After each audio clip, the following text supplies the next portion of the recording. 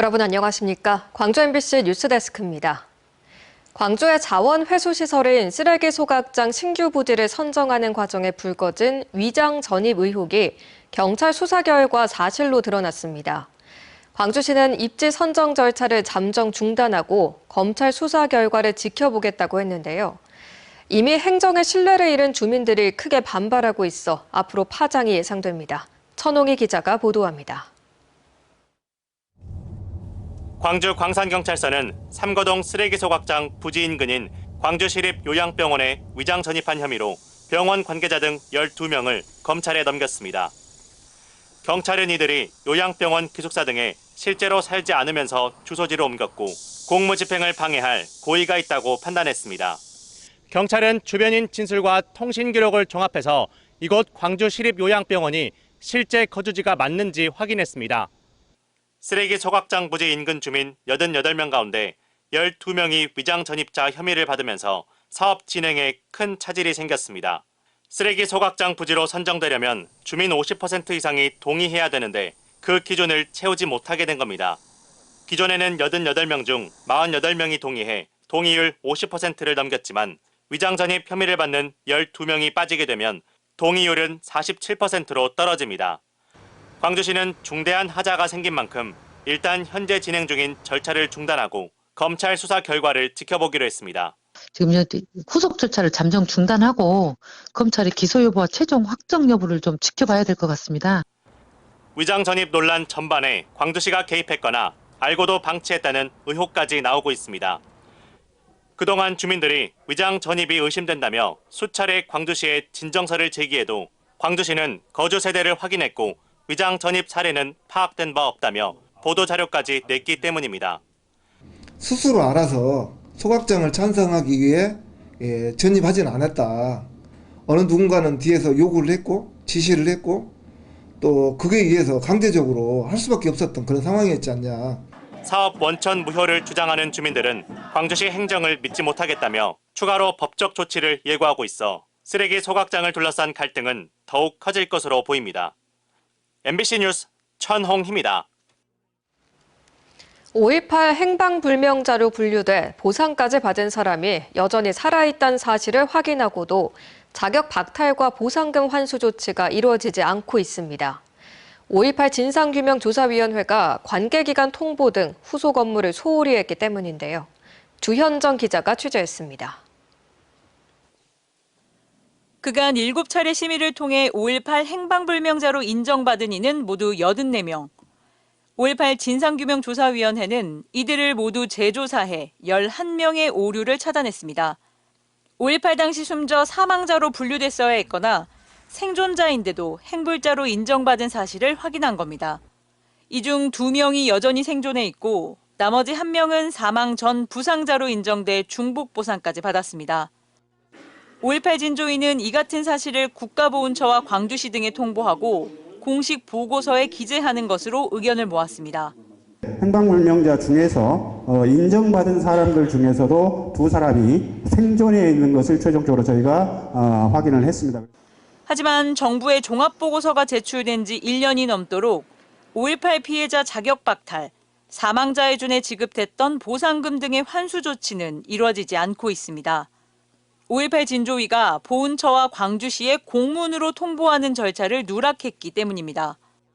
조사에 참여했던 일부 위원들은 최고 의결기구가 결정한 관계기관 공식 통보와 조치를 제대로 이행하지 않은 건 5.18 진조위의 직무유기다.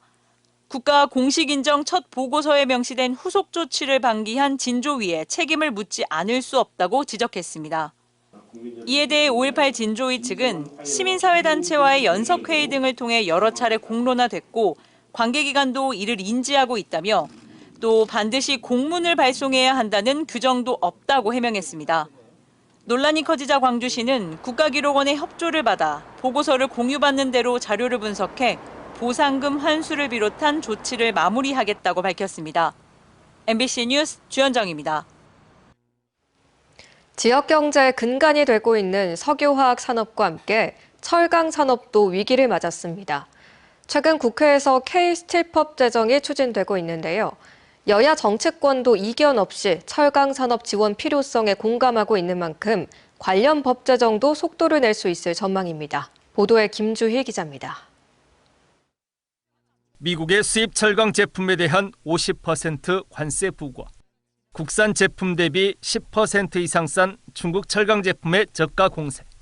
우리나라 철강 산업이 직면한 위기 상황 속에서 동해안mon권 철강 기업들은 지난 2년 동안 생산 13.4%, 수출 10.3%, 고용 2.3%가 각각 감소했습니다. 철강 관련 중소기업과 협력사들의 경영난도 갈수록 악화하고 있습니다. 지역 경제를 견인해온 철강 산업의 위기 상황 속에서 지역사회도 머리를 맞대고 있습니다. 지난 3월 전남도를 포함해 광양시와 순천시가 참여한 철강산업 위기 대응 협의체가 출범 가동되고 위회 차원의 정부 대책 촉구 성명도 잇따라 발표되고 있습니다. 하지만 근본적인 대책이 아직 마련되지 못한 상황입니다. 철강산업진흥과 탈탄소 전환 촉진을 위한 특별법안, 즉 K스틸법의 제정이 시급한 이유입니다. K스틸법은 대통령을 위원장으로 철강산업 경쟁력 강화 특위 설치를 포함해 녹색 철강 특구 지정, 규제 특례 부여, 인프라 확충과 세제 지원 등 내용을 담고 있습니다. K스틸법은 지난 6월 산업부의 예타를 통과한 한국형 수소 환원 제철 실증 기술 개발 사업의 마중물 역할도 할 수 있을 전망입니다. K스틸법에 의하면은 특화 단지를 지정하고 거기에서는 뭐 여러 가지 그 세제 혜택이라든가 뭐 그런 것도 있고 국가적인 국비 지원이라든가 이러한 부분도 있고요. 수소를 생산하는 그 비용이라든가 그런 것도 만만치 않지 않겠습니까? 그러한 것들이 다 맞물리는 부분이기 때문에 이 특별법이 있으면 훨씬 수소 환원 제철로의 전환이 좀 더 속도감을 낼 수가 있겠죠. 이와는 별도로 권양엽 의원은 K스틸법에서 담아내지 못한 내용을 더한 별도의 법안도 추가로 발의했습니다. 추가한 내용이 뭐냐면 인력 양성 부분을 넣었습니다. 산업에서 필요한 인재를 육성하는 것도 되게 중요한 일이고요. 또 하나 더 덧붙이는 것은 그린스틸 클러스터 내에서 생산된 전기는 태양광이라든가 해상풍력이라든가 이렇게 하고 생산된 전기는 바로 그 산단에서 쓸 수 있도록 하는 그 여지를 여는 조항을 포함을 시켰거든요. 위기에 놓인 철강 기업들의 단기 위기 극복과 저탄소 스마트 제조 기반의 지속 가능한 산업 생태계 구축의 핵심 열쇠 역할을 하게 될 K스틸법. 여야 정치권도 이견 없이 한 목소리를 내고 있는 현안인 만큼 국회에서의 법 제정도 더욱 속도를 낼 수 있을 전망입니다. MBC 뉴스 김주희입니다. 전라남도의 지난해 합계 출산율은 전국 시도에서 가장 높았습니다. 이 중 영광군은 6년 연속 전국 1위를 차지하며 아이 낳기 좋은 도시의 모범 사례가 되고 있습니다. 그 비결이 무엇인지 김영찬 기자가 취재했습니다. 이번 달 중순쯤 문을 열 예정인 영광 천년 육아 나눔터. 지상 5층 건물로 이중 3개층은 영유아 놀이터와 긴급 돌봄 시설을 갖추고 있습니다. 직원이 매일 상주하고 무료로 이용할 수 있어 예비 부모들은 조금이나마 육아 부담을 덜 수 있게 됐습니다. 아동 그런 게 뭐 돌봄 같은 서비스도 그렇고 그다음에 이제 그 복지랑 이렇게 도와주고 하는 부분도 저도 이제 고민하다가 이제 늦은 깨나마 임신을 하게 돼가지고. 영광군에서 유일하게 분만 시설을 갖추고 있는 종합병원의 산부인과 운영비로 매년 5억 원을 지원하고 있는데 전문의 2명과 간호사 7명의 인건비로 쓰이고 있습니다. 보건소랑 군청에서 이제 지원해주는 사업들이 있어가지고 일단 산전 진찰은 되도록이면 저희 병원에서 이루어지고 있고요. 가임기 여성 1명이 평생 낳을 것으로 기대되는 평균 출생아 수를 뜻하는 합계 출산율을 보면 영광군은 지난해 1.7명을 기록했습니다. 이는 전국 평균 0.75명의 2배가 넘는 것으로 저출산 위기 속에서도 영광군은 6년 연속 전국 1위를 지키고 있습니다. 이 같은 비결은 최근 3년간 젊은 세대의 혼인 건수가 급증한 것으로 한 해 평균 200쌍에 달합니다. 아낌없는 출산 지원도 한몫했습니다. 영광군은 지난 2019년 전국 최초로 인구 일자리 정책과를 만들고 결혼과 임신, 출산 정책에 집중했습니다. 관련 사업만 모두 44개. 대표적으로 결혼 장려금 지원과 신혼부부 전세대출 이자 지원, 신생아 양육비 지원 등을 꼽을 수 있습니다. 앞으로도 아이를 낳고 기르는데 필요한 정책을 지속적으로 발굴하여 인구 증가를 견인할 수 있도록 행정 역량을 집중할 계획입니다. 결국 출산율을 높이는 것은 젊은 층의 정주 여건 개선과 지자체 지원이 핵심이라는 사실을 영광군이 보여주고 있습니다. MBC 뉴스 김영창입니다. 전라남도가 지역 기업의 해외 수출길을 열어주기 위해 운영하고 있는 해외 비즈니스 센터가 역할을 톡톡히 하고 있습니다. 러시아 바이어들을 진도로 초청해 현장 계약까지 이끌어냈다고 하는데요. 박종호 기자가 자세히 전해드립니다. 울금과 김부각, 미역 등 진도를 대표하는 특산물 업체들이 한자리에 모였습니다. 전남 테크노파크가 추진 중인 해외 비즈니스 센터 프로그램 일환으로 러시아 바이어들을 초청해 수출 상담회가 열린 겁니다. 해외 비즈니스 센터는 전국에서 유일하게 전라남도가 29개국에 구축한 지역 수출 지원망입니다. 지난해 말 러시아 블라디보스토크에 문을 연 진도 푸드 판매장이 현지에서 호응을 얻으면서 진도 특산품의 수출 확대 가능성도 주목받고 있습니다.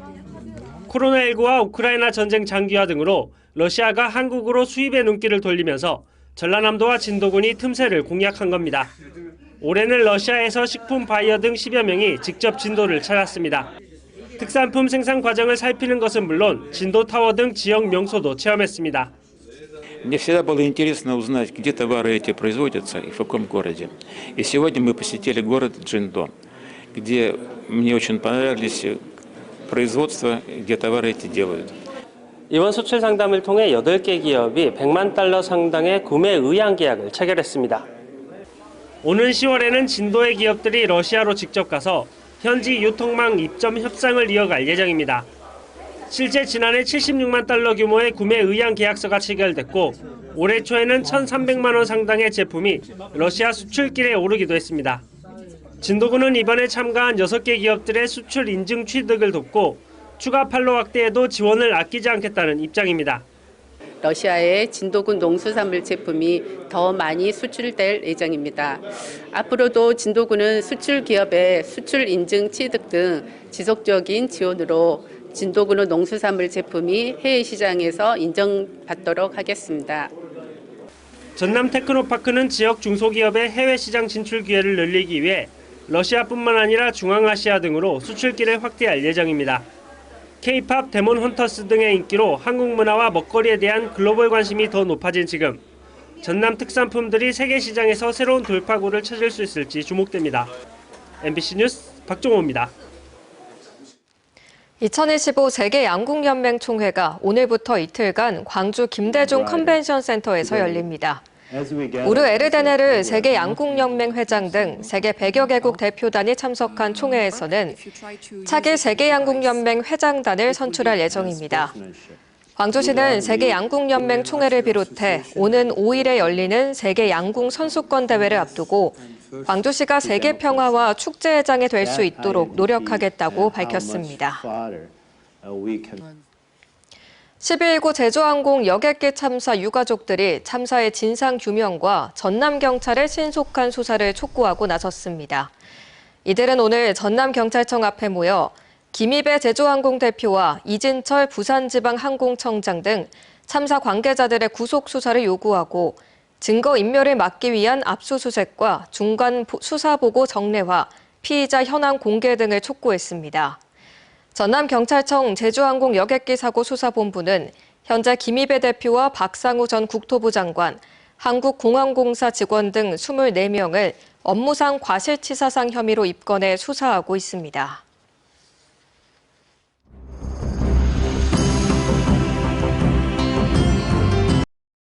언제 어디서나 내 손 안의 뉴스. 광주 MBC 뉴스 유튜브 구독으로 함께하세요.